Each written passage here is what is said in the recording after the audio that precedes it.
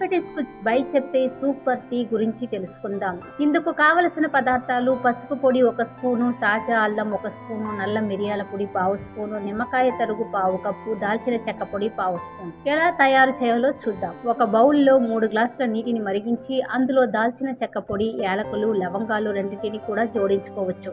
ఆపై పసుపు, అల్లం, మిరియాలు, నిమ్మకాయ తరుగు కలుపుకోవాలి. ఈ నీటిని సిమ్ లో మరిగించాలి. మూత పెట్టి 10 నుంచి 15 నిమిషాలు అలా మరగనివ్వాలి.